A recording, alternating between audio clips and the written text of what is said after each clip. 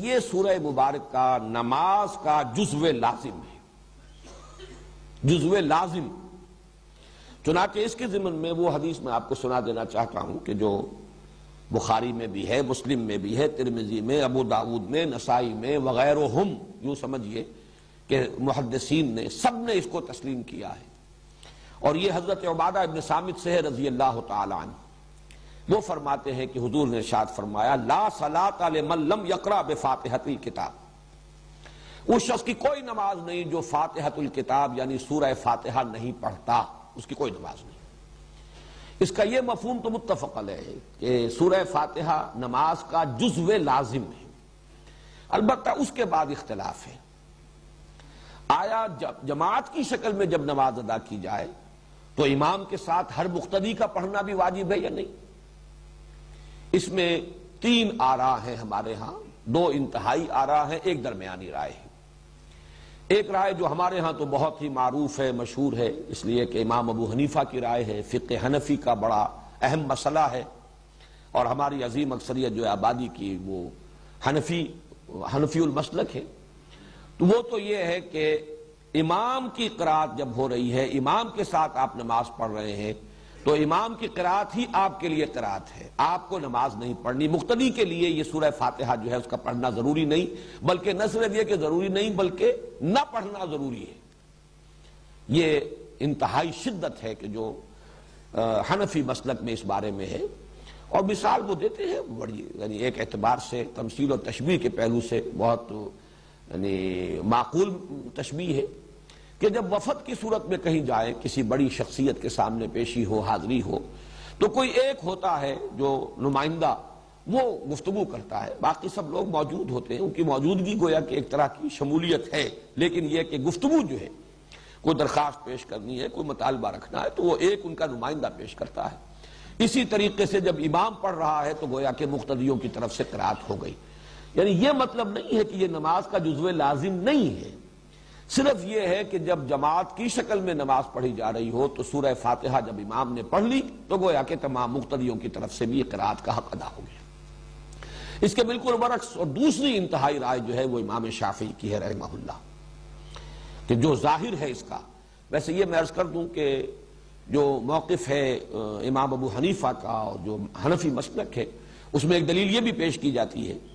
کہ قرآن حکیم میں یہ حکم ہے اذا قرئ القرآن فاستمعوا له وانصتوا، جب قرآن پڑھا جائے تو اس کو توجہ سے سنو، پورا دھیان ادھر لگاؤ اور خود خاموش رہو۔ اگرچہ یہ دلیل جو ہے در حقیقت بنتی ہے تیسری رائے کے لیے جو میں بعد میں عرض کروں گا، لیکن اسے بھی جو حنفی المسلک لوگ ہیں وہ اپنے موقف کی دلیل کے طور پر پیش کرتے ہیں۔ اس کے بالکل برعکس ہے، وہ گویا کہ اس حدیث کے جو الفاظ ہیں اس پر مبنی ہے، ظاہر الفاظ لا صلاۃ لمن لم یقرأ بفاتحۃ الکتاب، اور حدیث یقیناً اتنی قوی ہے، اتنی مستند ہے، اپنے سند کے اعتبار سے اتنی اعلیٰ رتبے کی ہے کہ ظاہر بات ہے کہ اس سے اونچا رتبہ تو کوئی اور ہو نہیں سکتا کسی حدیث کا، سند کے اعتبار سے، روایت کے اعتبار سے۔ تو امام شافعی کی رائے یہ ہے کہ ہر نمازی مقتدی بھی پڑھے، پڑھنے کے پھر ان کے ہاں مختلف انداز ہیں، چونکہ حضور کا ایک معمول یہ بھی نقل ہوا ہے کہ آپ جب پڑھتے تھے سورہ فاتحہ جہری رکعت میں بھی، اس کے بعد تھوڑی دیر تک آپ خاموش رہتے تھے، وقفہ ہوتا تھا۔ ہم تو ہماری عادت تو یہ ہے کہ فوراً ہی کوئی جو سورت ملانی ہے یا کچھ قرآن کا حصہ پڑھنا ہے تو سورہ فاتحہ کے بعد اس کو متصل کر لیتے ہیں، لیکن حضور سے یہ ثابت ہے تھوڑا سا وقفہ، اور اس کے دوران گویا کہ مقتدی بھی جلدی سے دہرا لیں اور پڑھ لیں۔ ایک طریقہ تو یہ ہے، اور ایک یہ ہے، اور یہ بھی حضور کے معمول کے ساتھ مناسبت رکھنے والا ہے کہ آپ نماز میں سورہ فاتحہ پڑھتے تھے تو ہر آیت پر رکتے تھے۔ یہ وقفہ جو ہے یہ گویا کہ کفایت کر جاتا ہے کہ امام نے کہا الحمدللہ رب العالمین، اور اس کے بعد وہ ذرا سا وقفہ دے تاکہ مقتدی بھی الحمدللہ رب العالمین پڑھ لیں، پھر الرحمن الرحیم وقفہ دے تاکہ مقتدی بھی پڑھ لیں۔ بہرحال یہ تو ہوا اس کی جو عملی شکل ہے، لیکن اس وقت میں صرف موقف اور مسلک بیان کر رہا ہوں کہ امام شافعی کا اور شوافع کا اور حنابلہ کا یہ موقف ہے، اور چونکہ امام احمد ابن حنبل شاگرد ہیں امام شافعی کے، تو تسلسل بھی ہے اس میں۔ یہ ہے کہ ہر مقتدی کے لیے بھی سورہ فاتحہ کا پڑھنا لازم ہے۔ معتدل مسلک ہے امام مالک کا رحمہ اللہ، امام دار الہجرہ، چونکہ وہ امام مدینہ ہے، اس اعتبار سے ان کی بات بہت سے پہلوؤں سے بہت وقی بھی ہے۔ حدیث کا بھی سب سے پہلا مجموعہ جو ہے موطا امام مالک، یہ گویا کہ اولین مجموعہ ہے جس کو کہ فقہی جو بھی ابواب ہیں ان کی شکل میں مرتب کیا گیا۔ امام مالک کا موقف یہ ہے، اور میں اس کو کوئی باک نہیں سمجھتا اس کے بیان کرنے میں کہ میرا اپنا عمل اس پر ہے، وہ یہ ہے کہ جہری رکعت میں امام کی قرات کو توجہ سے سنو، گویا کہ عمل ہو گیا اس آیت پر، اذا قرئ القرآن فاستمعوا له وانصتوا۔ البتہ سری رکعت ہے، اس میں خود سورہ فاتحہ پڑھو، اس لیے کہ اس وقت آپ سن نہیں رہے۔ لیکن یہ کہ ہمارے ہاں بعض جو مفتی حضرات ہیں، حنفی مفتی حضرات، وہ اس میں بہت شدت سے کام لیتے ہیں کہ فرض کیجئے کوئی رکعت آپ کی چھوٹ گئی تھی، پہلی رکعت رہ گئی تھی، آپ دوسری میں شریک ہوئے،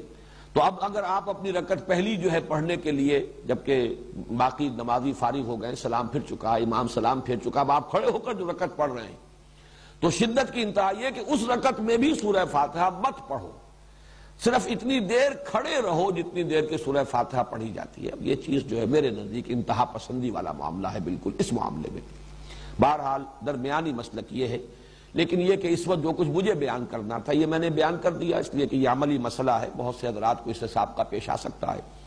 لیکن یہ کہ اصل بات جو اس وقت جو میری بحث تھی وہ یہ کہ یہ نماز کا جزو لازم ہے۔